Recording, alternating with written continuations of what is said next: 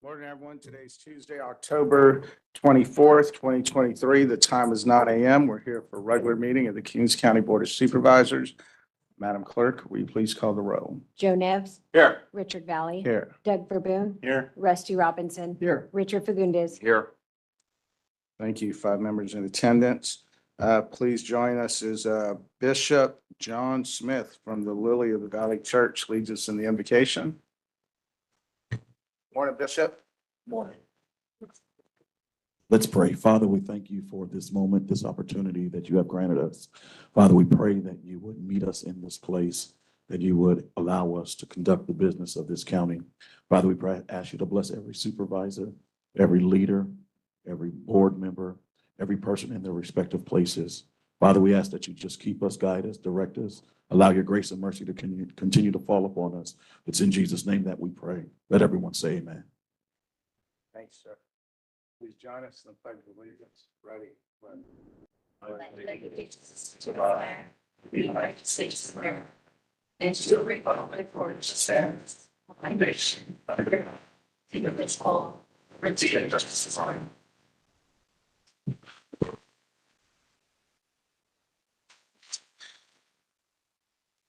Okay, next up is the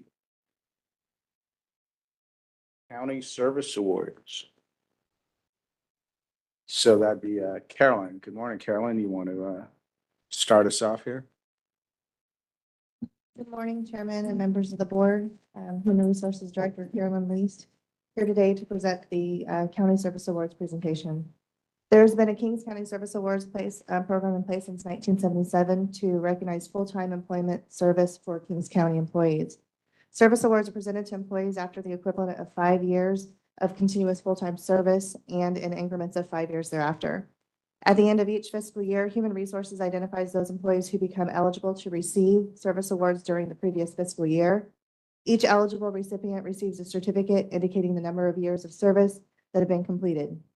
Each awardee 10 years and over is also permitted to select an award to which they are entitled based on years of service completed. Awards are provided in the form of either cash or memento based on the years of qualifying service. At this time, notices were just sent out this morning, so employees should be receiving their email that will let them know that they can either select the cash or a memento from the catalog. Today, employees from the following departments will be recognized. We have Administration, Ag Commissioner's Office, Child Support Services, Finance, and Sheriff's Office. Therefore, we recommend that you acknowledge employees that have completed various milestones of county service. We will present by department. I will read everyone's name from each department, even if we do not expect the awardee to be here. Awardees, when your name is read, please come forward to receive your certificate and have a picture taken. And we would appreciate, after accepting your certificate, if you would wait in the well at the front with the board chambers for a group picture with your department head.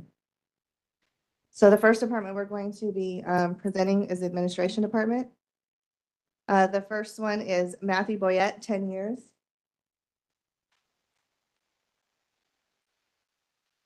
Matthew is currently in South Dakota hunting this week, so he is not here this week. So perfect attendance. All right, also Julia Fambro, 10 years administration.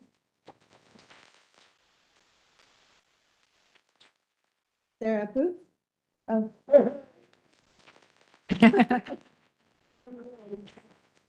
Hey, morning, Sarah. Sure.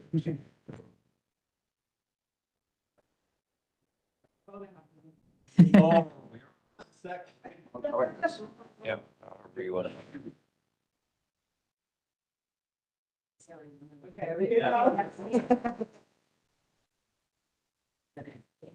I like it better. You got your camera up and down. Yeah. It looks skinny. Right? Taller. There's one more. There's one more. So we also have Francesca Liziola, 20 years. And I do have it. Carrie Martinez is going to speak. So Fran is actually sick today, so I do want to say a few things about Fran. For those who you don't know, Fran, she started with the county in December 2002 at child support as a child support assistant for the department. In 2003, she became a child support specialist 1, promoting to a child support specialist 2 in 2005. Fran joined the administration department in 2013 as a risk assistant and promoting to risk assistant 2 in 2014. In 2016, she was promoted to risk tech 1, and then in 2017 to risk tech 2. And most recently, last year, she was promoted to risk tech 3. She has worked in the risk division and administration for 10 years. In 2021, Fran was nominated Employee of the Quarter, and she was also nominated for Employee of the Quarter for her vital role in processing 1095 forms in order to comply with the Affordable Care Act mandate. And this was a huge undertaking that must be done with a tight time frame. Fran is often the first point of contact when members of the public enter the administration office. She exercises tact and courtesy with everyone she encounters. She takes pride in her work and goes out of her way to provide assistance for other employees in Kings County whenever they have questions or issues regarding their health insurance or workers' comp issues. She approaches these issues with kindness and patience, and I'm so delighted to have her a part of our team. And Fran, I don't know if she'd listen to this, but when she does, we appreciate you, Fran, every day.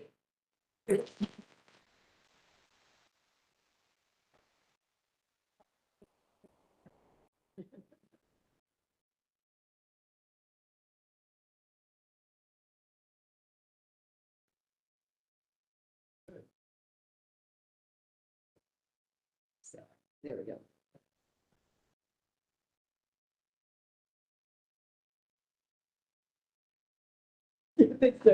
There go with a heavy.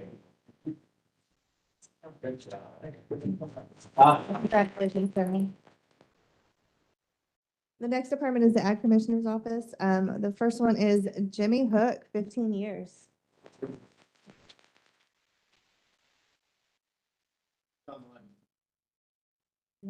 Yep.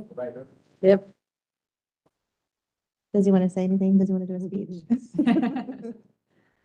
The next one we have is Ag Commissioner's Office, Linda Schrump, 25 years.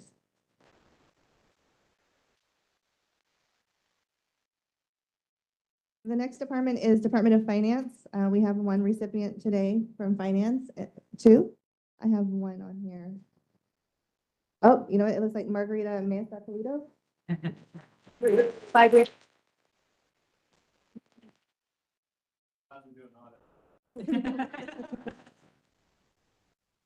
Still like.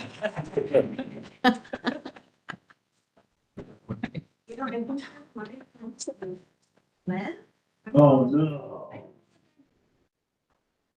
Yes, we got to do a prop.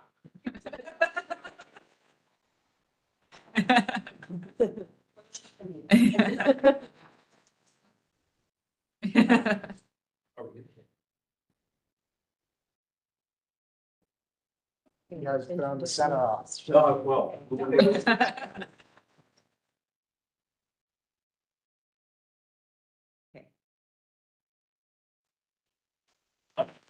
Got safe there. You're safe there. Thank you. Eric. Because the whole finance department is coming. All right, so the next one, if I could have Eric come up, he's going to present the next one for Tammy Phelps, 25 years.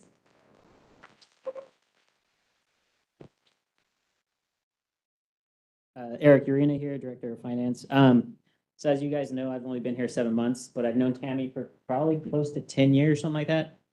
She's always been like a rock for the Department of Finance. I've seen, 3 or 4 directors of finance come through, and she's kind of the constant. She started here 25 years ago, like they said. She started the DA/Child Support Division, went to admin for 3 years as the deputy CEO. She went over to Public Works/CART, and the last 19 years she's been with the Department of Finance. 10 years as the treasurer manager, and then 9 years as the assistant director. On a personal level, she's a big reason why I'm here. With Jim leaving, knowing I had Tammy there to help guide me on the treasury tax collector side was a lot of comfort, and just her being that rock and that constant is a big reason why I'm here. She's been a great mentor and teacher. She's I've been good on the audit side of things, and I'm very experienced on that. She's been really good and open to teaching me on the treasury tax collector side. So I appreciate everything she does for us in the department. Everyone loves her, and congratulations. Do you want to say anything? County, and finally have a fantastic director, and I love working here. We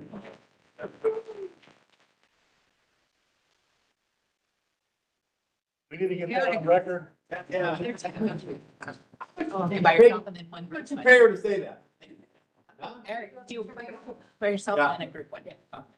Congratulations.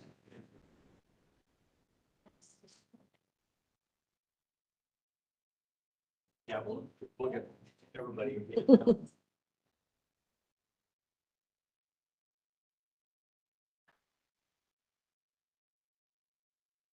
Yeah. Congratulations. The next department we have is Child Support Services. Oh.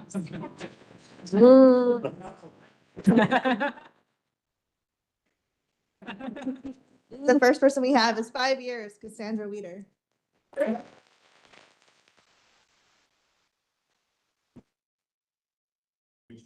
used your prop while ago, so.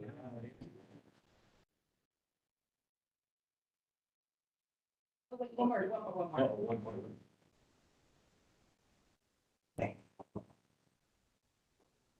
The next one is for 10 years, Norma Aguirre.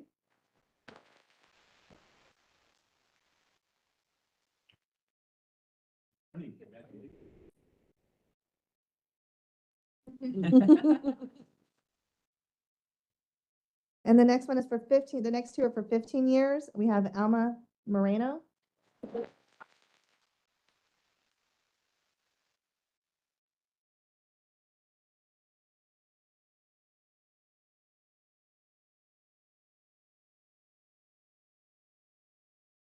The next one for 15 years is Lorena Ramos.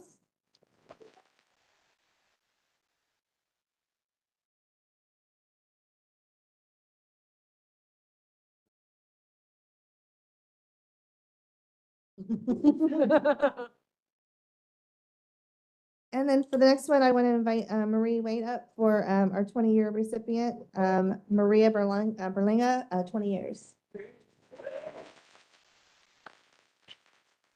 Good morning, Marie Waite, Director of Child Support Services. As you can see, we have longevity. So we're here for 65 years of service. Let's focus now on Maria Carmen. We call her Carmen.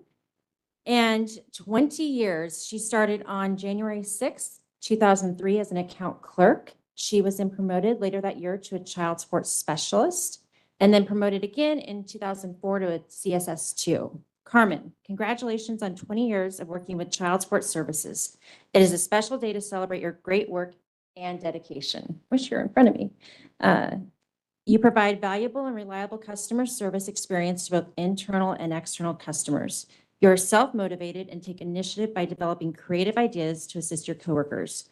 You're a high performer, devoted employee who can be relied on to achieve results for our customers and the department's performance measures. A comment from your supervisor reads, Carmen, you consistently demonstrate the ability to maintain your caseload accurately and efficiently. The extra time you take to thoroughly explain processes and procedures to our customers, including our bilingual customers, demonstrates your commitment to provide excellent customer service. The quality of your work demonstrates a high level of professional performance, and you can be depended upon to lend office-wide support. Your years of service to the community are to be commended and are greatly appreciated. In closing, thank you for your 20 years. Cheers to many more.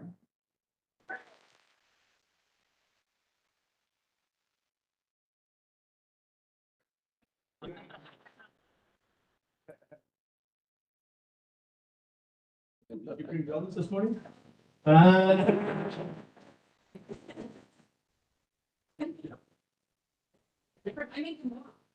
know.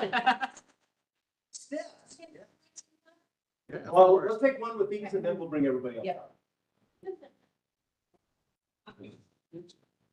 Got everybody? Got on the wide angle? That's these guys behind us. Yeah, I got him in there. Come on out. Remember, these photos in December are worth $5 a piece. Thank you.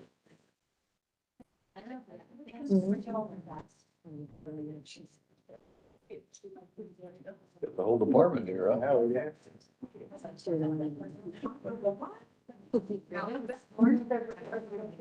Double up, double up. Better double up. Better can't see us. Sure. Got to stand on top of the table.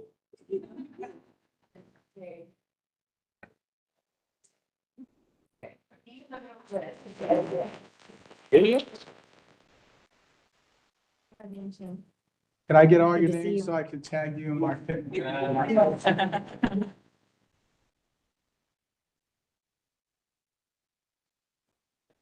Sheriff. So our next department is the Sheriff's Department. For 5 years, we have Javier Alvarado.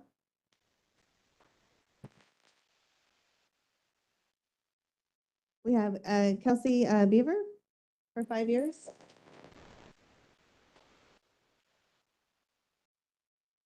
Joseph Briones, 5 years. Tanner Chenault, 5 years.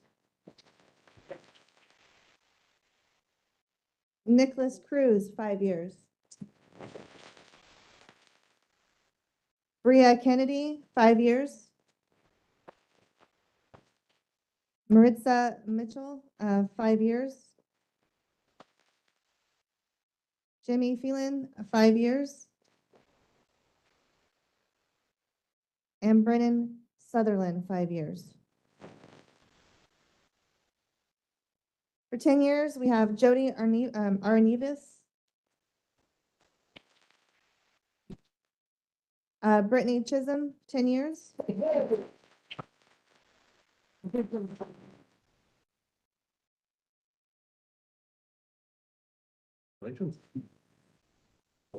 She does have one of those $5 pictures.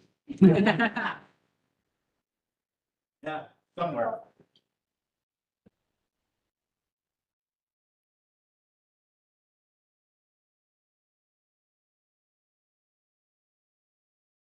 Good job.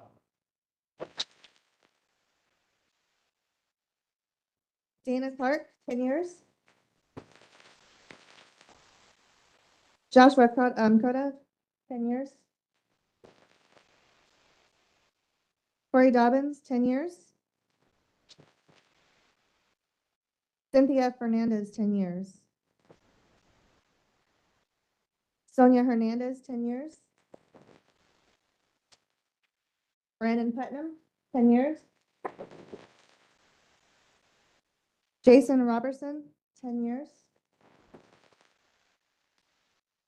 Loretta Robertson, 10 years.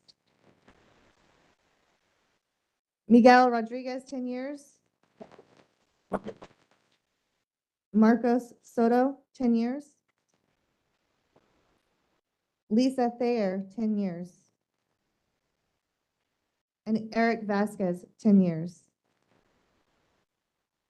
The next group is the 15 years. We have Kevin Clift, 15 years. Christine Davis, 15 years. Judith George, 15 years. Humberto Hernandez, 15 years. Amy Cantveni, 15 years. Ruben Llamas, 15 years. Armando Puga, 15 years. Steven Santos, 15 years. Our next group, I know. Schedule the board meeting at like midnight. next year. The next group is for 20 years. We have Kristen Adams, 20 years. Lauren Betancourt, 20 years. And Carmen Coronado, 20 years.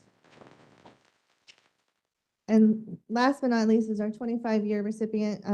Sheriff Robinson will be speaking on her behalf, and that's for Marcy Snyder.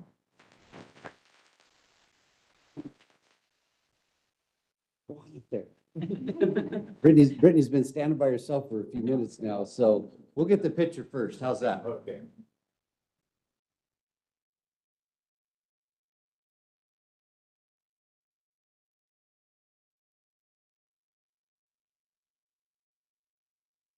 Well, you can join Brittany if you want, then she doesn't have to stand by herself over there.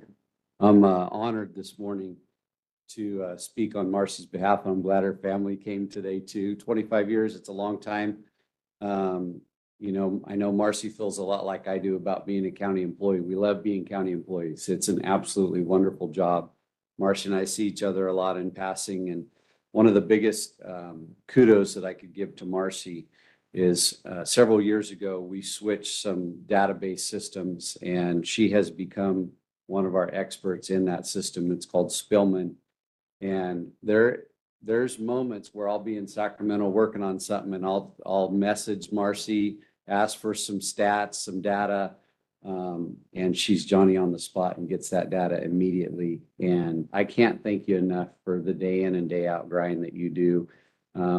Working in the jail, speaking from experience, is a difficult place to work. And Marcy comes in daily with a smile on her face and treats everybody with dignity and respect, and it doesn't matter who you are. I'm fortunate to know Marcy a long time, and it's been an absolute pleasure working with you. I'm glad we get to do it for a few more years. You don't get to retire before I do, so make sure you stick around.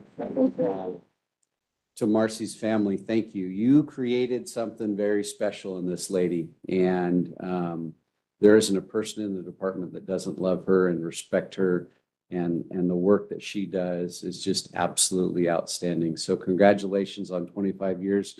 Let's push it to like 35 if that's okay. And but thank you very much, Marcy, for everything you do day in and day out. Yeah.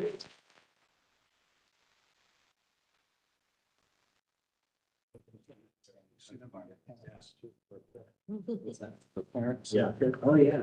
I come up there too.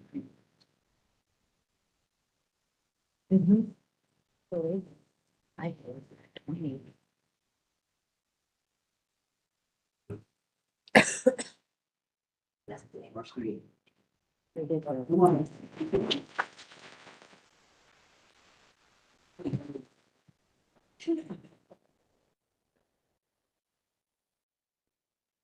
You gonna be on this side? I am. Okay. Gotta get a good thing.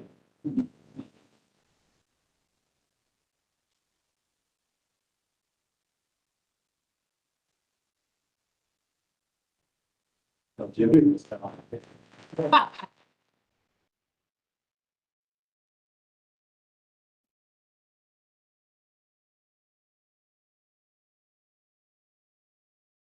Congratulations to everyone who received an award today. That concludes our presentation for Service Awards for today. Thank you so much. Good job. Thank you. Congrats to everyone. Thanks again to all the hardworking county employees.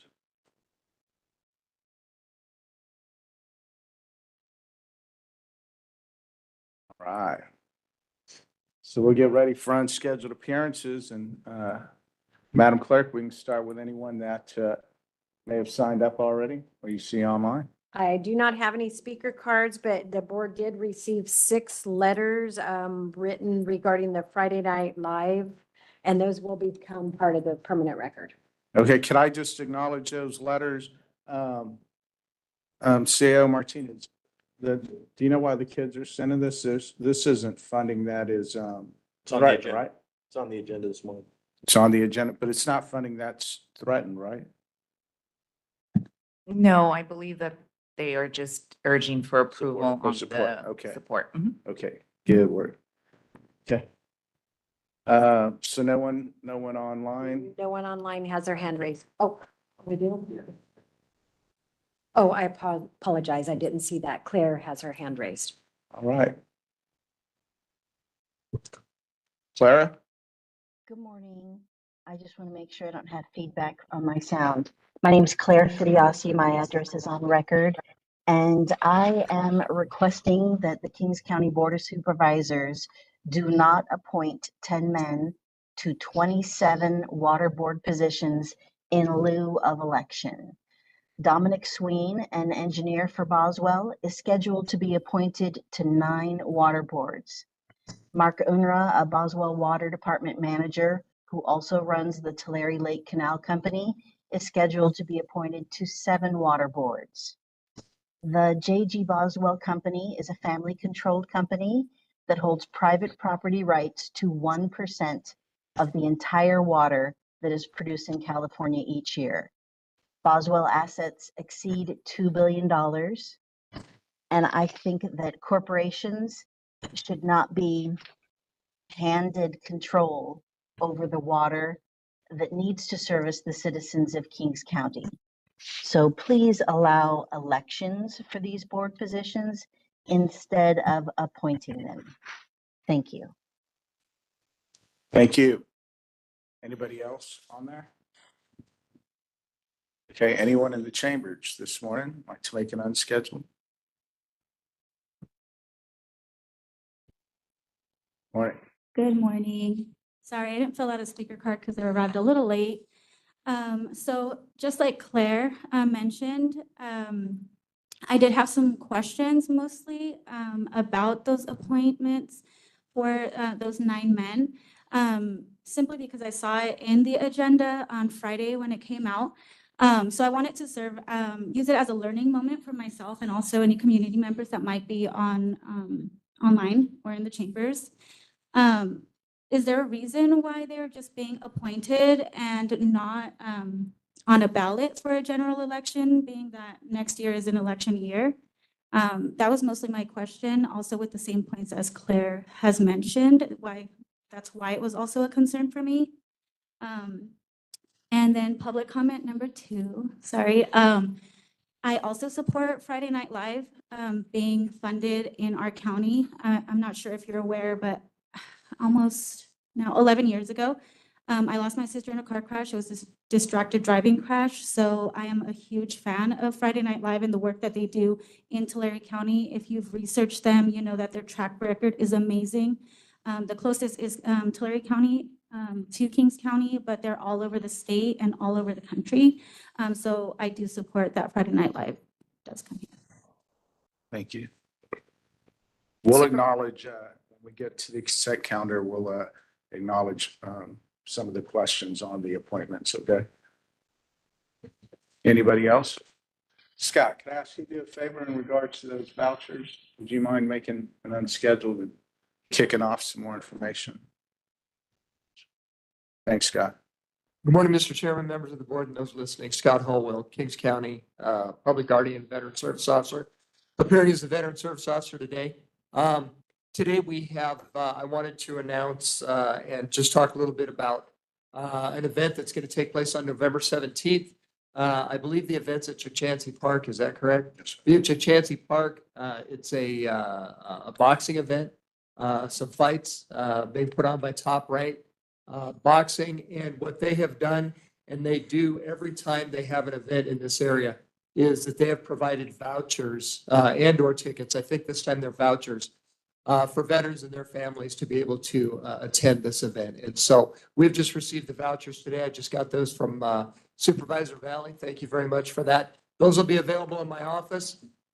Folks can call our office and find out how to obtain those vouchers. And then I will send out an email on my email blast and let veterans and their families know that they're now available. Thanks, sir. Thanks for helping all the time. Also that it goes out to firefighters, public safety, all the law enforcement officers as well. So, Sheriff, if you need a batch for some folks, please get them. All right. Hey, thank you, Mr. Chairman. Thanks, sir. Anybody else unscheduled? Okay. So we'll come off unscheduled. We'll go to approval of the minutes from the regular meeting for October 17th, 2023. No question or comments. I'll approve as presented. Second. Motion by Boone, second by Robinson. Madam Clerk, will you please call the roll? Joe Nevs, Yes. Richard Valley, Aye. Doug Verboon. Yes. Rusty Robinson, Yes. Richard Fagundes. Yes. Thank you. Item passes 5 in favor. As we go to consent calendar, please note that item B, number 11, is going to be pulled. And it's just pulled, not for further discussion, it's just pulled. That's correct. It'll come back at a further date. Okay, thank you. Before we take up the consent calendar, the board just allow me so we can get some information out. And council, you could do something formal, but just from my knowledge of it, even though today there's some water board appointments on there, it's been typical to appoint in lieu of elections on a fiscal matter. In fact, Mr. Reed is in the audience today. He's the chair of the Home Garden Community Services District. And then so what happens time to time, if nobody applies to run against somebody, there's 3 board members up for reelection to save a small district like that, the money, it's typical that they've come up, and there's regulations that pull the trigger, right, council, to allow for for them just to get appointed versus paying for the election on there. So just, do you mind? Yeah, no, I don't mind expanding at all. In fact, the appointments in lieu of election are not really discretionary acts by the board. The way this law reads, it's a must appoint under certain conditions, and the conditions involve that an election was duly called, that the number of nominations or the number of candidates filing nominations is equal to or less than the number of positions and the number of seats up for election. When that's the case, when you have essentially no competitors in the election, then there's a specific statutory provision that allows or that mandates the appointment in lieu of election by the Board of Supervisors. And that's how we get where we are today. It's not that there wasn't an election called. There was an election called. There was an insufficient number of candidates that applied. And so those candidates that did apply are the Board of Supervisors has a duty, as the statute's written in the terms of they must appoint. They have a duty to appoint those individuals in lieu of election. And council, so all the applicants listed for the water board districts, they're aware, they're asked, their request to be appointed, meaning nobody just put someone's name in the hat for an appointment today. That's correct. Anytime there's an appointment in lieu of election, it means that that person being appointed actually filed a nomination or filed for candidacy for that, indicating their willingness and their voluntary, the voluntary nature of the appointment. Okay. Are we, council, last question, are we acting off a deadline on the water district? Meaning, I'm sure a deadline's already passed for it to get to this point to ask for the appointments. Does anyone know what the deadline that already came and went was? I believe the deadline for making the appointment, and I could go back and confirm this, but my recollection is that the deadline for making the appointment is November. All of the deadlines for filing declarations of candidacy have already expired. For water board? Yes, for all of the appointments that are happening today. All of those timeframes for filing declarations of candidacy or nominations within the statutory period for the election have expired. Okay, so we'll take up the consent calendar. There's many items listed. They've been publicly listed. There are no questions or comments. Chair will take these items up. Pleasure of the board. Second. Okay. Motion by Robinson, second by Verboen. Madam Clerk. Joe Nevs, Yes. Richard Valley, Aye. Doug Verboen, Yes. Rusty Robinson, Yes. Richard Fagundes. Yes. Thank you. We will move on to the regular agenda items. First regular agenda item comes from Behavior Health Department. Good morning.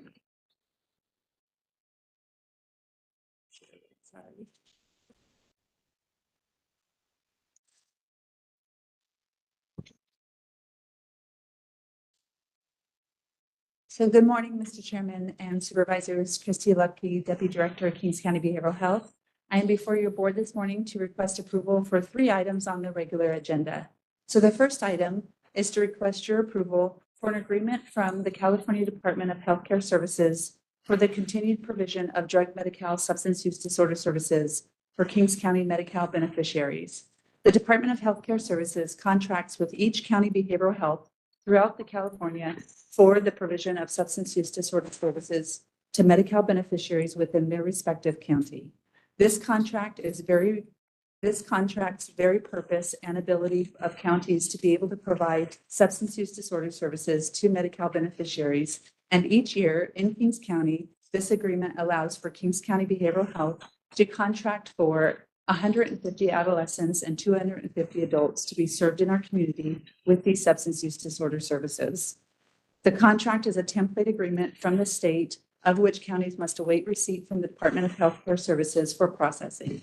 Kings County received the agreement from the Department of Healthcare Services in July for the term of July 1, 2023 through June 30th, 2027. I respectfully request your approval of this agreement and the adoption of a resolution authorizing the chairman to sign the agreement. Thank you. Any Thank you. questions or comments? Just a small one. Looks like on our sheet here, we might have a typo on A under the recommendation. It says, let's see here, July 1st, 2023 through June 30th, 2023, probably should be 2027, I presume. Correct. Okay. Thank you. If there are no other questions or comments, move as amended. Second, Verboen. Motion is amended by Nev, second by Verboen. Madam Clerk. Joe Nevs, Yes. Richard Valley, Aye. Doug Verboon, Yes. Rusty Robinson. Yes. Richard Fagundes. Yes. Item passes 5 in favor. Thank you. The second item I have before your board this morning on regular agenda is to request your approval of an amendment to agreement number 22-216 with the Tulare County Superintendent of Schools for Kings County Behavioral Health to receive funding for the implementation of the Friday Night Live program. The California Friday Night Live partnership was developed in 1984 in Sacramento by the California Department of Alcohol and Drug Programs, which is now part of the California Department of Healthcare Services. Friday Night Live began as a pilot program dedicated to reducing the number of deaths and injuries caused by teen motorists driving under the influence of alcohol and other drugs. During the first years of the program, the youth involved were organized into high school-based student action groups, later renamed Friday Night Live chapters.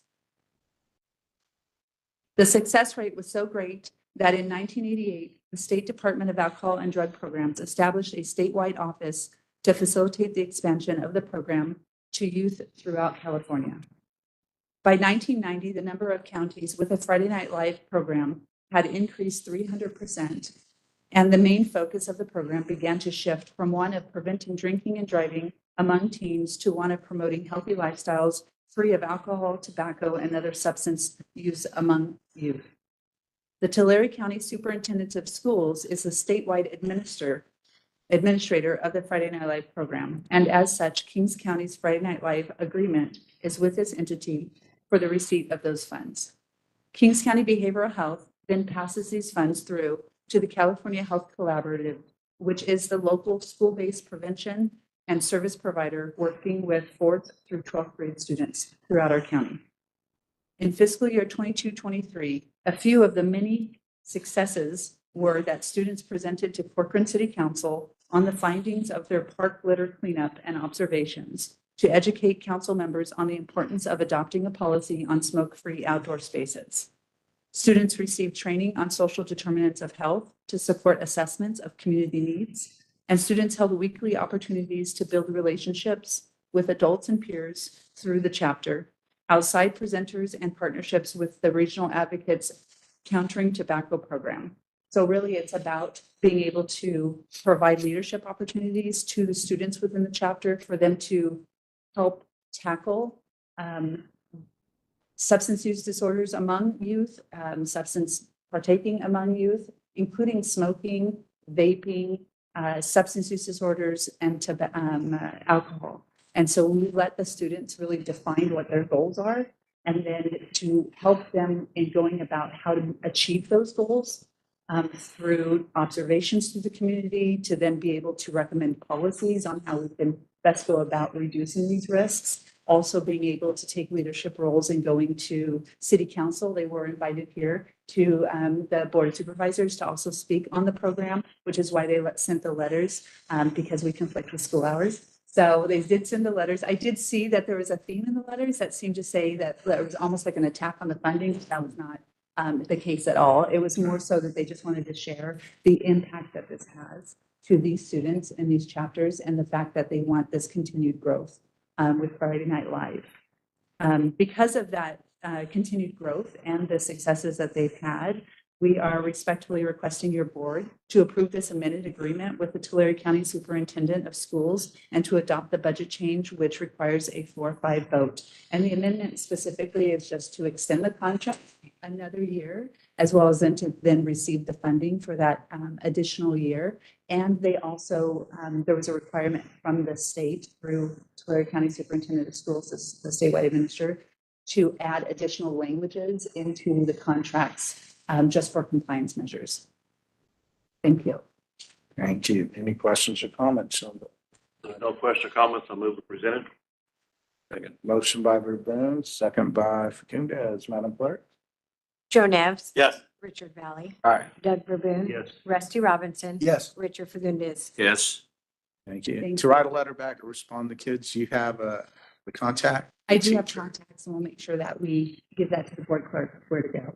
Yeah, good. And we are hoping that they can do a presentation maybe later, because this does add to their leadership and participation. So I thank you and the students thank you. Thank you.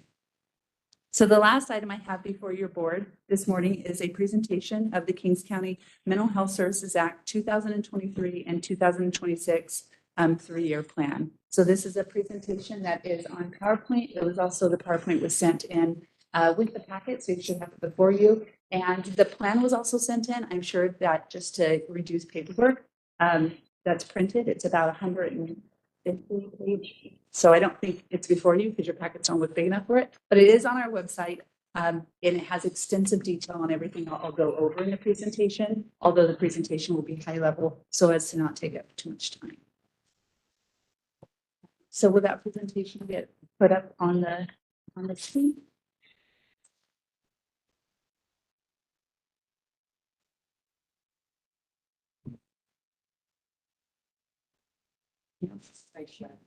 Oh, we don't share it. Oh, okay. My apologies. I did not bring my equipment to share. Okay. So I'll walk through the presentation. You do have it in your handouts. So I can walk you through in that capacity.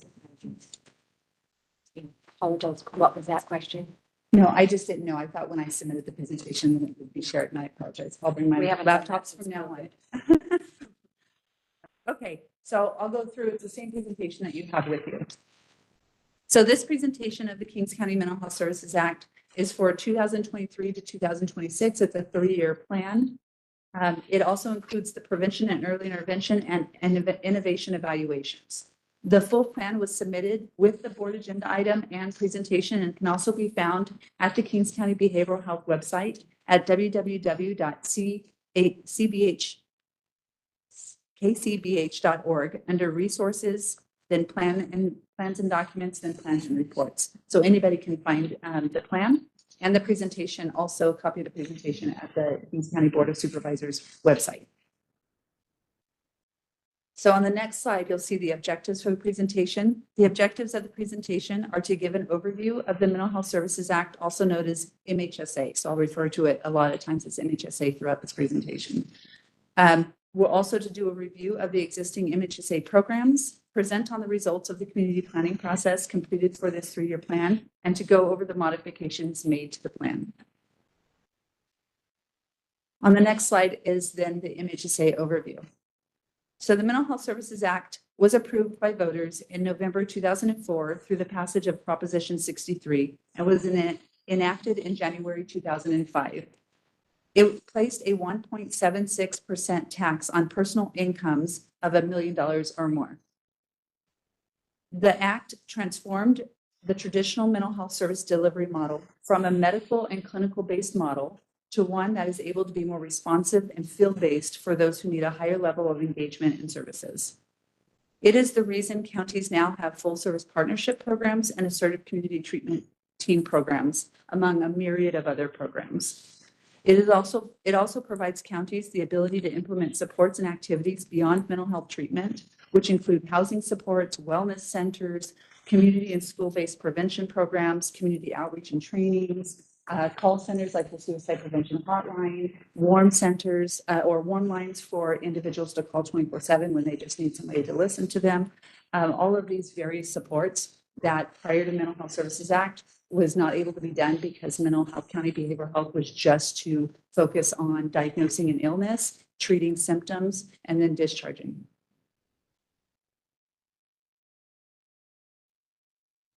So on the next slide are the MHSA components. As they stand now, there is going to be a possible reform to these, which I'll talk about later in the presentation.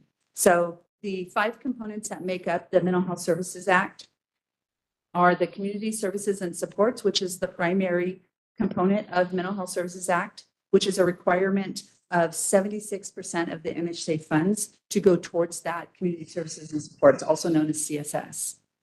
And at least half of the 76% goes to full service partnerships. So treatment-based services for those who are needing a highest level of care in our community. So community services and supports, the way to kind of understand it is that these are services specifically for individuals with mental illness. Prevention and early intervention is the second largest component, requiring 19% of MHSA funds to go towards this component, and at least half of those funds spent towards prevention and early intervention services for children and youth 25 years in age and younger. So if you have the whole pot of money that we receive, we have to automatically just send 76% of it to CSS, which is the services for those who need additional treatments above and beyond the traditional medical model of the clinic-based services. And then 19% automatically goes to prevention and early intervention, with 50%, at least 50% going to services for children and youth aged 25 years of age and younger. Then the last 5% goes towards innovation, which innovation is really any program that has not been done before, but we think will advance our learning on how to deliver mental health services to those individuals in our community. But this is an extensive process to get approved, and it's done through the approval of the Mental Health Services Oversight and Accountability Commission. And so it is quite challenging to get innovation programs adopted and approved, but once they're there, then it's really nice to be able to do the research to see if we can advance our learning.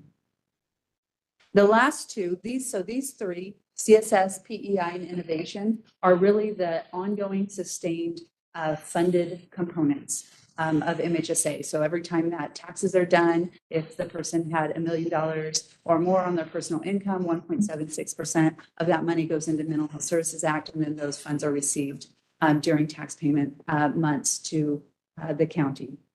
The last two components, which is workforce education and training and capital facilities and technology, those were just a one-time funded component when MHSA was enacted in 2005.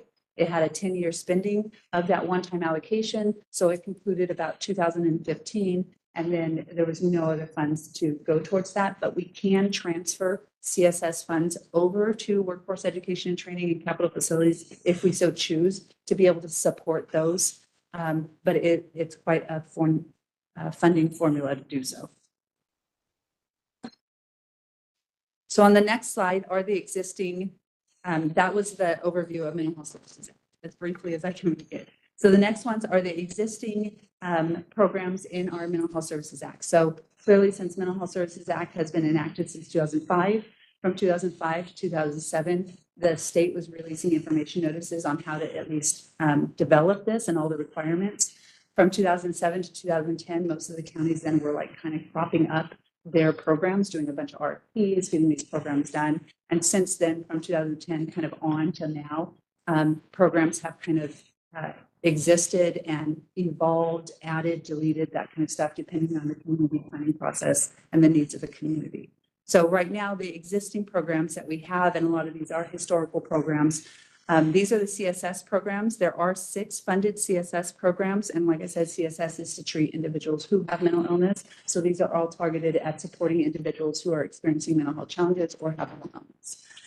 Through these 6 programs, which I won't belabor and go through because there's 16 programs as a total, and that would take up way too much time. Through these 6 programs for CSS, 1,289 residents have been served in fiscal year 21-22.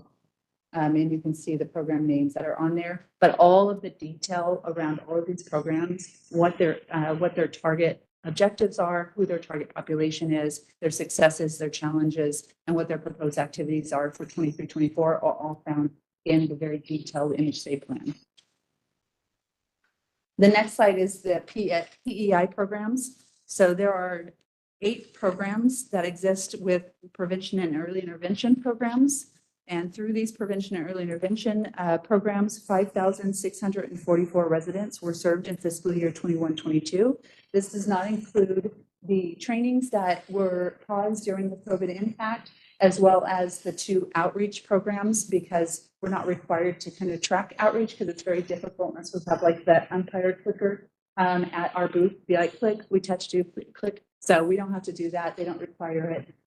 But we do at least keep our data on how much community outreach we do, where we do it, the target population that is intended to be reached, stuff like that. So we do have data on that. The next slide is then the innovation, workforce education, and capital facilities and technology needs. As I said, the workforce education, training, capital facilities, and technology does not have programs because that one-time allocation did expire. But the innovation continues on, and in fiscal year 21-22, we had the multiple organizations shared telepsychiatry. So it was our medical clinic that we had developed in an innovative way to be able to have one centralized telehealth and telepsychiatry unit for the multitude of our providers. And so that is undergoing its final evaluation, which we should get, I believe, by December 31st of this year, and it will be attached to our annual update for 24-25. That'll be brought before your board by June 2024 at the latest. So the next slide is a year in review on one slide. So for 16 programs. So it's very much a little tiny snippet of the successes that all of these programs have seen, but in each of the programs each have detailed out their successes and their challenges in the Image Safe Plan in detail. So you can find that in the Image Safe Plan. But just for me to be able to do a very quick snippet of some of the successes that we wanted to pull out and highlight here from the plan is that there were housing supports for 53 clients among our assertive community treatment team. So our assertive community treatment team is literally the team that is the highest level of outpatient treatment for individuals with the most intensive need, for which if they didn't get these near daily intensive community-based and field-based services, they would otherwise most likely be in a locked facility or in an inpatient hospitalization, which we're required to, and we want to serve individuals at their lowest level of treatment necessary. We don't want to, have somebody in a locked facility and take away kind of their rights when it's unnecessary, when we can have these kind of intensive community outpatient supports. But with that, a lot of times the hitch of that is stable housing. To get somebody into stable housing from there, and we learned this with Project Green Key, from there they become far more amenable and available to treatment and wellness supports. And so that, for us to be able to provide housing in fiscal year 21-22, various types of housing supports to 53 clients was really huge. The addition, and the next one is addition of and support for peer support specialists and parent partner positions. So treatment teams can include those with lived experience to help families and clients in their treatment journey, and the ability to get peers and parent partners certified in their scope of practice as part of the treatment team. So a lot of times in that traditional medical model before Mental Health Services Act, the treatment team was really just those who are licensed, so doctors and nurses and clinicians. But really when you're going, a family member, especially when they're going through this journey, to have somebody who has gone through this and has lived experience and can walk alongside during that journey to share and just sit with them in the emotion of it all, is really poignant, and MHSA brought those positions to us, and now has not only brought those positions to us back in like 2011, but now they actually have a full certification so that they can get a certified license, just like all of the other treatment team members, so that we're assured with core competencies. The next is the reinitialization of the dialectical behavioral therapy and groups, and the reinitialization of community or school-based treatment services and school-based prevention services. Yay, I'm glad we were able to restart that, especially after the schools opened back up, and the schools are very much in support and happy about that too. And the support of suicide prevention programs during COVID, which included the Central Valley Suicide Prevention Hotline and the Peer Warm Line, which ran 24/7 and was able to then handle that increase and influx of calls that we had during COVID because of just the heightened anxieties, the isolation that happened during COVID. So we were glad that that was able to kind of exist and be there during the pandemic for our community. And that, I believe, is it As well as we're also able to continue the DRAW program, which is our suicide prevention program for those who are in our junior colleges here locally. So we were able to continue those supports, just we moved it to telehealth during the pandemic. And of course, the most prominent challenge during fiscal year 21-22 that everybody mentioned was COVID. So it was just such an impact to staffing, to receiving referral sources from schools during school closures, from service location issues. And so we're glad that the pandemic has concluded, although I know COVID is still out there and it still has some impacts to our daily lives, but we are seeing an uptick in all that we've been able to do. So we're returning to the new norm. Is that what we see now? Okay, so next slide. So with that, the Mental Health Services Act requires counties to complete a 3-year plan every 3 years since the enactment of MHSA. And in the 2 years in the middle of the 3 years, the counties complete an annual update. The plans are primarily to outline what programs will be funded for the coming year, the anticipated number to be served, funding for each program, the goals and target populations for each program, the successes and challenges from the fully closed prior fiscal year, and the proposed activities for the coming fiscal year. Plans are to be informed through a community planning process, which ensures the community advises the county on key community needs related to mental health. Kings County Behavioral Health performed this community planning process in the fall and winter of 2022 through its contractor EvalCorp. The community was engaged through online surveys in English and Spanish, stakeholder interviews, and focus groups. Through these efforts, we were able to engage 517 members of the community, which is all up there. Next slide. So these are the results, very synthesized. They're in the plan. There's about 10 pages where they go through, EvalCorp goes through more extensively the method that was used and the feedback that was received, but to synthesize it into topics that we can then use to kind of inform the plan. These are then those synthesized topics. And so with those synthesized topics, we were able to, and very proud and I'm happy to report that all of the things that we've learned from the community planning process align with where we're going as a department in our current programs and our strategic initiatives. And so you'll see a lot of correlation in there, and I go through it in far more detail in page 16 through 18 of the MHSA plan, which is really to say to the community, from your voice, this is what we heard as it was synthesized, and this is how it will be used so that the community knows all this time that I gave to you, all this voice that I gave to you, this is how we're going to use it. And we will hold ourselves accountable to responding back to it. And you'll see a lot of the alignment because while we were doing the community planning process to inform our Mental Health Services Act funds, what the community gave to us really informs our business practice as a whole. So it informs how we would be doing our substance use disorder services, our especially mental health services that are not Mental Health Services Act funded, as well as MHSA. So the totality of our department. And so I won't kind of belabor, how we are addressing those. You can find that in page 16 to 18, but really they do align with a lot of the initiatives that we've brought forth to you and will continue to bring forth to you. Next slide. Additional factors to consider when we were taking the voice of the community and using it to inform like what programs do we continue, where might we grow programs, things like that, how might we shift some of the objectives to target populations.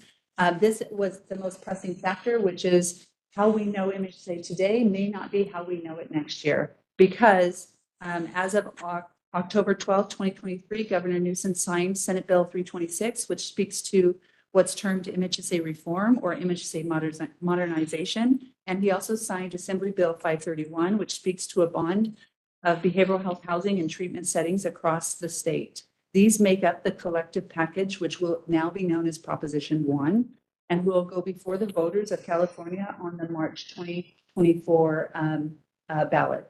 And so if these are voted in, they will change with regards to just the Mental Health Services Act reform, not speaking to the bond, but it will change Mental Health Services Act from those 3 components and funding percentages I previously mentioned to these new components and these new funding percentages. So it will change us from CSS to just being full service partnership at 35%, from PEI and innovation to all of that being wrapped up into behavioral health services and supports at 35%, And then we'll add what's called housing intervention. So 30% of mental health services actually have to go towards housing.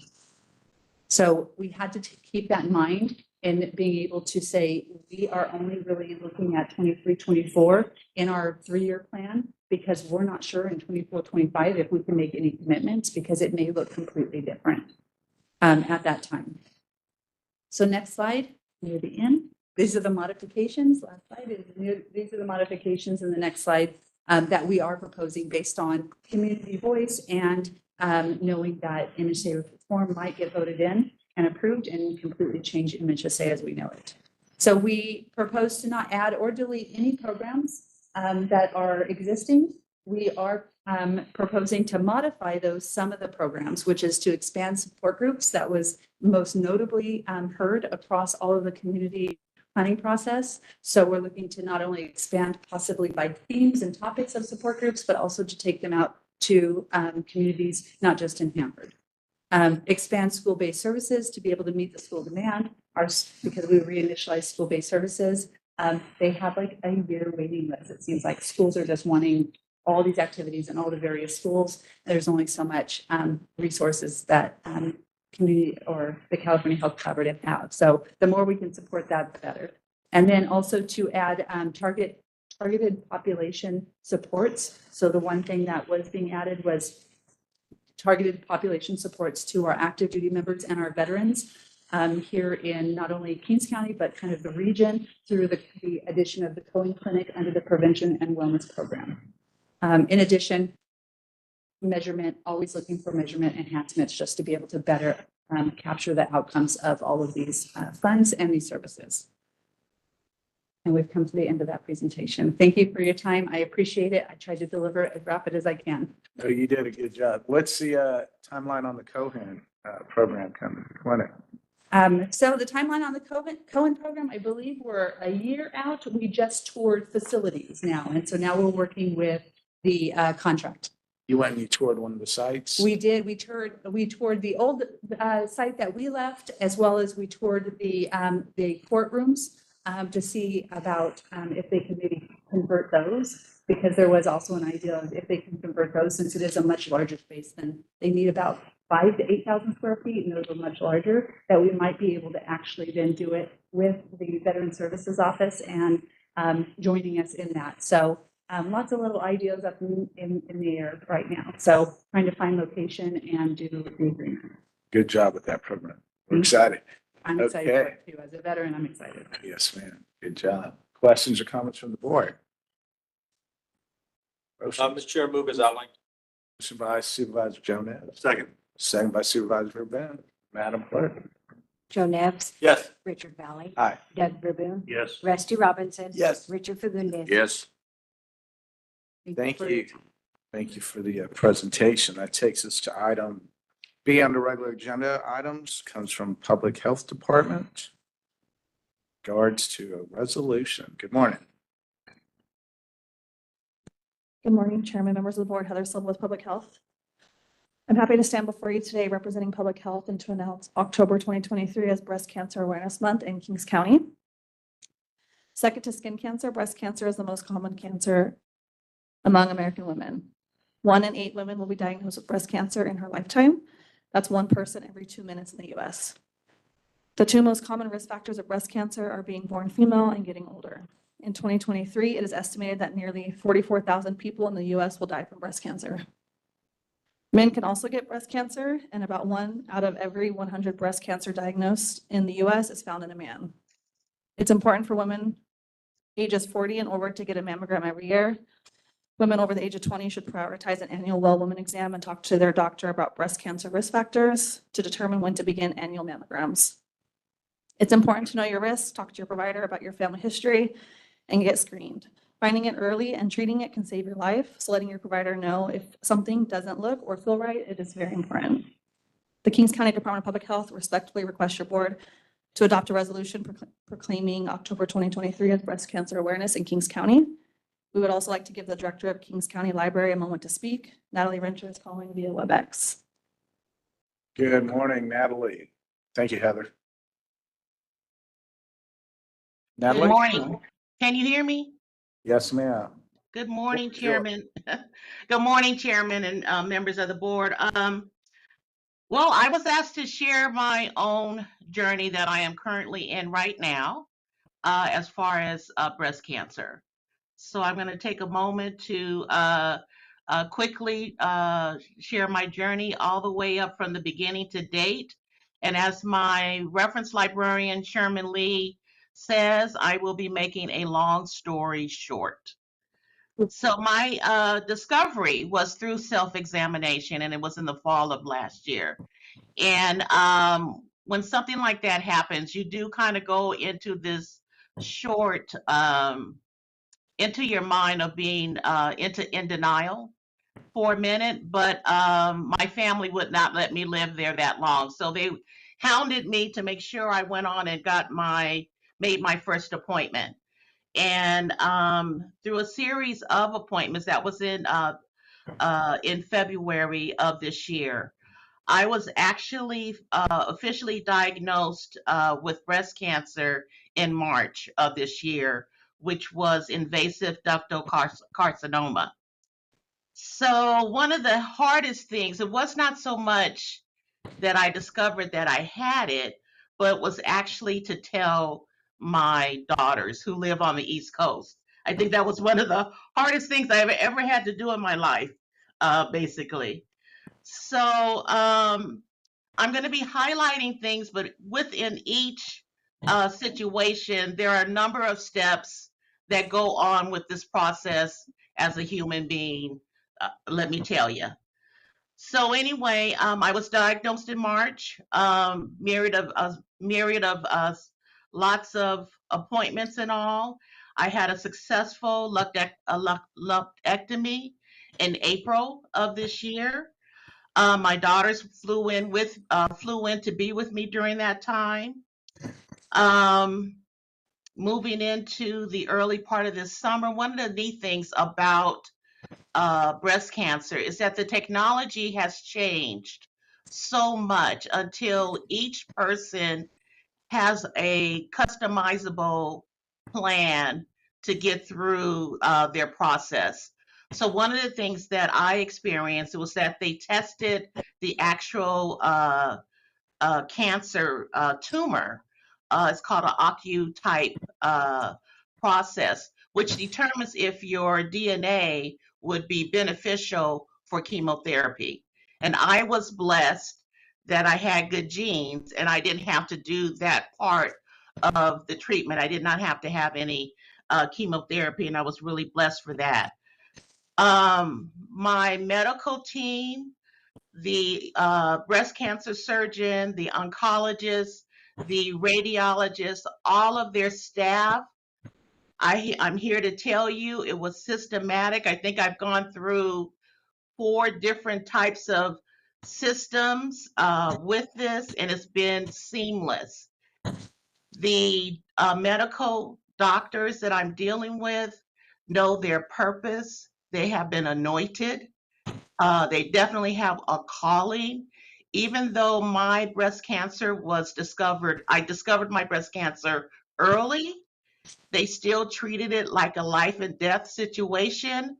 I'm here to tell you, my breast cancer surgeon, if she could have did surgery on me that day, she would have. I have a special name for her, which is not appropriate to share over over the airways. But if you want to know, I will let you know personally. But anyway, I have just been grateful and blessed and humbled on the expertise, the kindness, the compassion of all of the medical teams that I've dealt with during this process, and wanted to say that. Early this summer, September 5th, right after Labor Day, since I didn't have to do the chemotherapy, I did have to do the radiation treatment, which is a given. No one gets out of doing radiation. So my daughters flew in. They live in Washington, D.C., and they flew in and they stayed with me for almost 2 months to complete my radiation treatment, which was Monday through Friday, driving to Clovis every day, which was at the Cancer Institute over in Clovis. And I'm here to tell you, if any of you all have children or grandchildren, one of the best blessings is when they're grown and they want to take care of their parents. I tell you, I was driving Miss Daisy the entire time. I had snacks. They made sure I had breakfast. They dropped me off at work. They picked me up and made sure I made it to every single appointment. Every day I had a treat in the car when I was driving home. So it was one of those wonderful things. I'm so blessed to have two gorgeous, beautiful women over on the East Coast right now, and wouldn't trade them for the world. So I did a total of 25 rounds of radiation. Monday through Friday, I rang the bell with my family and friends. And then my radiologist, who is a perfectionist, decided to do 5 more power boosts. So I actually just finished my last treatment, which was last Wednesday, and I believe that's when I contacted my CAO, our CAO, Kyria, who's been periodically in touch with me, and I do appreciate that. So I finished my last treatment last Wednesday. I'm on the road to recovery. So far, everything is looking well as far as all of the my oncologist, my surgeon, and the radiologist, because it was discovered because I discovered it early. The cancer is gone, but only God knows. He only knows our plans. So I'm on the road to recovery. I'm blessed to have my ride or dies, my beautiful children, and lots of good loving from my family and friends, a supportive staff here at the library. And finally, the only thing I have to say to everyone, self-check often and get checked annually. And it's all the statistics that public health said today. And I'm a testament to that. So thank you. Thank you.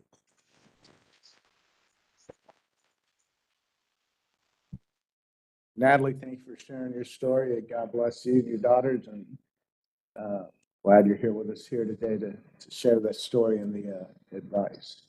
And so does anyone have any comments they want to make? Questions? Chair will entertain a motion. I'll second. Motion approved by Supervisor Robinson, second by Supervisor Doug Verboen. Madam Clerk? Joe Nevs, Yes. Richard Valley, Aye. Doug Verboen, Yes. Rusty Robinson. Yes. Richard Fagundes. Yes. Item passes 5 in favor. Thank you. Thank you, Heather. Thank you, Natalie.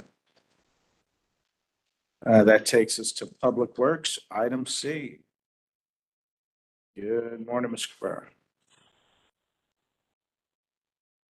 Good morning, Mr. Chairman and members of the board. Mitchell Cabrera, Chief Engineer with the Public Works Department. Before your board this morning to request that the board award the Stratford Levy construction contract to Croker Incorporated.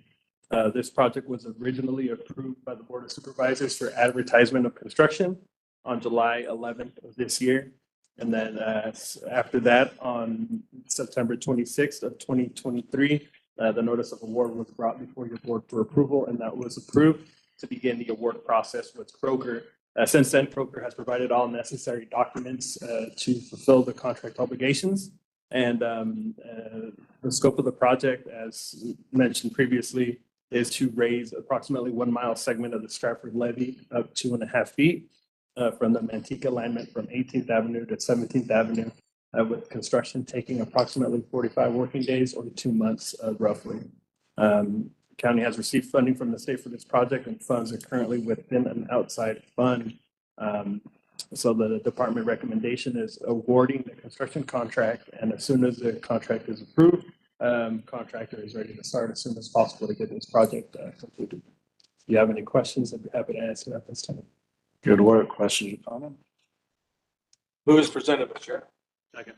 Motion by Supervisor, second by Verboen. Madam Clerk? Joe Nevs, Yes. Richard Valley, Aye. Doug Verboen, Yes. Rusty Robinson. Yes. Richard Fagundes. Yes. Passes 5 in favor. Thank you. Takes us to board member announcements. And we'll start with Supervisor Joe Nevs. Ready, sir? Thank you, Mr. Chair. Continue to watch the water in the lake, continues to pretty much consistent, 3 inches a week. The water is flowing a little bit, moving around a little bit, but there is a lot of algae and a lot of problems in the water itself. So I do anticipate some issues coming up as the days get shorter and cooler. So there will be some issues on the horizon. On Tuesday, I attended the Pink Passion Picnic, supporting the Links for Life program in Kings County last Tuesday. Very nice event, well attended. Then that evening, attended the Lemoore High School fall concert, packed house in the auditorium at Lemoore High. On Thursday, the Kings Tulare County rolled out the Master Plan for Aging, a 2-year project that is to identify and address the needs facing seniors and individuals with disabilities. There were about 230 people in attendance and 17 different providers at the Wyndham facility in Visalia. Nice morning, very well received. Then we came back to Hanford to attend the Kings County Economic Development Corporation annual membership luncheon that was held at the Civic with Supervisor Verboon. You know, those events used to be at lunchtime. I can remember attending those in the old clubhouse at the Kings Country Club.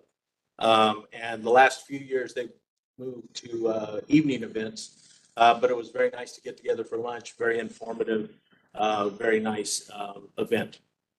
And then rolled out to Kettleman City for the Kings County Public Safety event. Special thanks to Richard Fagundes, John Martin, Jim Kilner, Bill Lynch, my wife Kathy, along with John and Trish Devlin, preparing 600 quarter-pound hot dogs.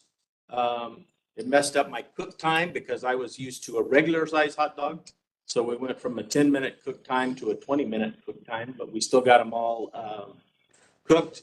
Special thanks to Rhonda Mann and her family who put everything together.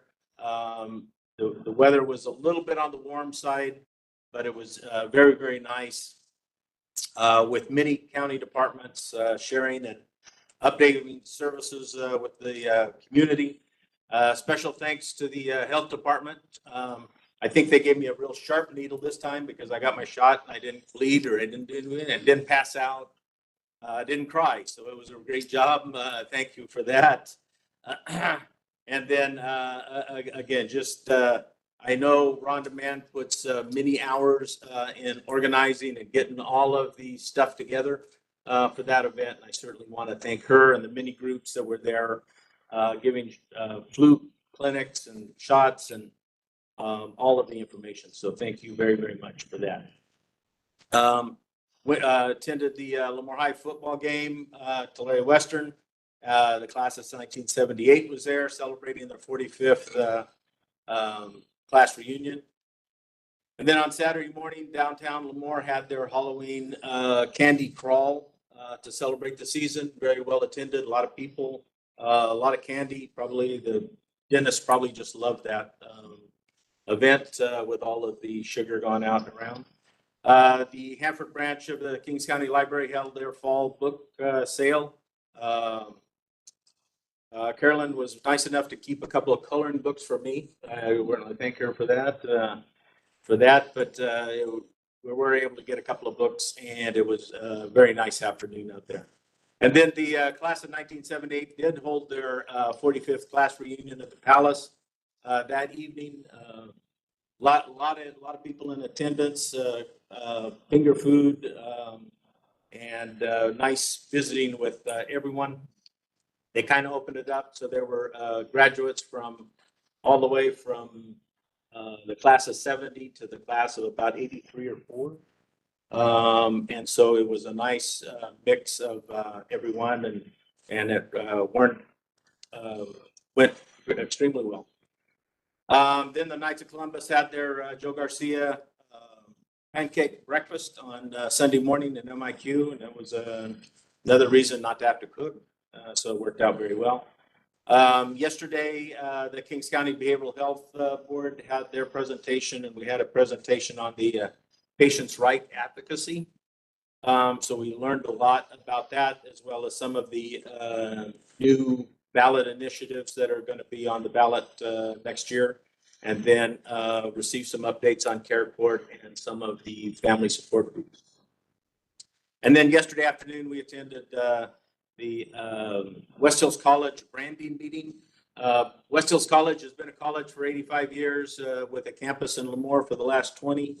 And they're exploring the possibilities of not separating from the college, but at least identifying, having its own identity. And so we're looking at different ideas, keeping the same mascot, still be the Golden Eagle, still be the blue and gold colors, but just having a new brand or identity for that Lemoore campus. So with that, thank you, Mr. Chairman. Thanks, Supervisor. Supervisor Fagundes. Nothing to report. Good, good, good, good. Yeah, nothing to add to. Supervisor Robinson. Thursday, I attended the Air Board meeting, and we passed a pilot program in South Central Fresno for 50 heavy-duty vehicles, clean air vehicles, electric vehicles with OK Produce. And supposedly these vehicles have quite a bit of torque. I think it takes 45 minutes or so to get almost a full charge. I think in 45 minutes, they said about an 80% charge. It'll hold the charge for about 6 hours. So it's a program. There's already one with Pepsi, and this one will be with OK Produce. Also on Thursday, I attended the Calviva meeting in Fresno, and Saturday we had our harvest benefit at Hanford Christian School, and that was successful. So that's my week. Nice. What'd you guys harvest? so that's our biggest. I think we did all right. I think it was successful. That's the new name for it, harvest. Good job, sir. I just also want to thank everyone who pulled off the public safety event again. Supervisor has mentioned, it was another good event. Thanks, Rhonda and the team that Supervisor mentioned. But I do want to thank Supervisor Fagundes for, on behalf of the community of Kettleman, for your time and your sweat. You and your wife, sir, for grilling all those hot dogs. They really appreciate it, as you know. And all the good prizes that went out. That one beats Rhonda's prizes that go out to the community. And thanks to all the nonprofits and the groups. I saw Valley Voices out there as well. And I also got a flu shot. And so it was good turnout. Nate was out there doing his thing too. And so well-represented sheriff. It was just a really good event. And then lastly, I just want to put this on the record.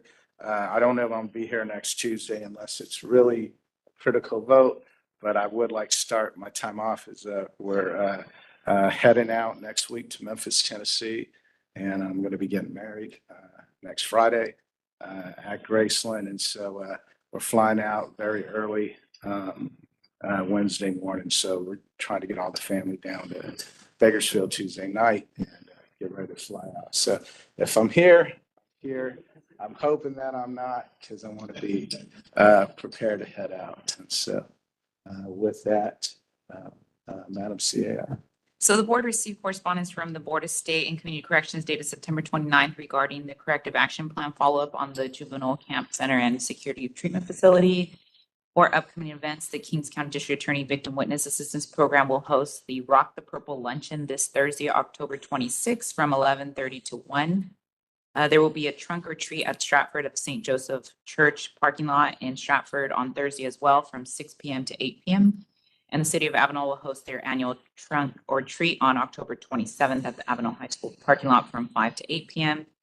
For upcoming agenda items for October 31st, administration has 3: claim for damages, a juvenile remodel agreement amendment with Banner Construction. Behavioral Health has 4 items, a few agreements on PATH grant agreement, Kingsview, and Department of State Hospitals agreement. County Council has 2 items, both deal with appointment of trustees and directors of Lakeside Irrigation Water District, and the other for the Hanford Cemetery District. Fire has an item for approval on capital asset item. Health has 3 items, a resolution proclaiming November as National Prematurity Awareness Month. Human Resources has an item regarding county service presentation awards. Public Works has an item on parks equipment lease, and Sheriff has an item with Department of Healthcare Services on counting. That concludes my report. Thank you. Good work. Thank you. Okay, we'll bring it back. The board's going to head into closed session. Items are listed publicly and we'll adjourn until Tuesday, October 24th, 2023, 9 a.m. Then we're back here at 11 a.m., right? For California Public Finance Authority.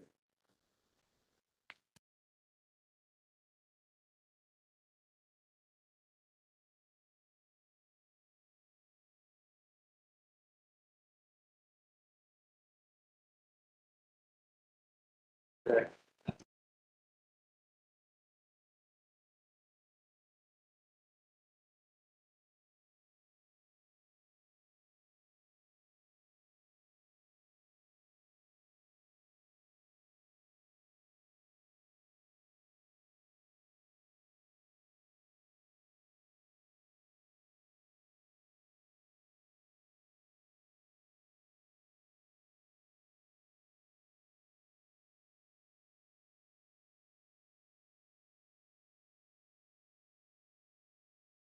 I was wondering.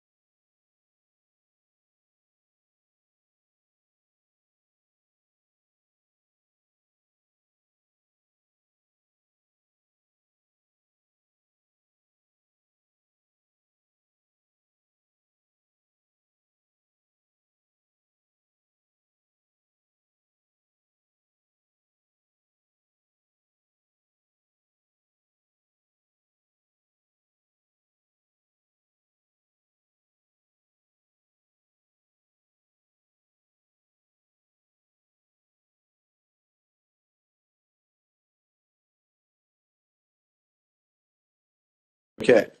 Good morning, Tuesday, October 24th, 2023. The time is 11 a.m. We're here for regular meeting of the California Public Finance Authority. Madam Clerk, will you please call the roll? Joe Nevs. Here. Richard Valley. Here. Doug Verboon. Here. Rusty Robinson. Here. Richard Fagundes. Thank you. 5 board members are present. Item 2 is approval of the minutes. Approve the minutes from October 10th, 2023, regular meeting. Chair will entertain a motion. So second. Motion by Fagundes, second by Verboen. Madam Clerk? Joe Nevs. Yes. Richard Valley. Aye. Doug Verboon. Yes. Rusty Robinson. Yes. Richard Fagundes. Yes. Thank you. Item passes 5 in favor. We have one item under the consent calendar. Questions or comments? Chair entertain a motion. So moved. Second. Motion by Fagundes, second by Verboen. Madam Clerk? Joe Nevs. Yes. Richard Valley. Aye. Doug Verboon. Yes. Rusty Robinson. Yes. Richard Fagundes. Yes. Item passes 5 in favor. Takes us to item number 4, new business. We have one item. Is Caitlin online to present the item?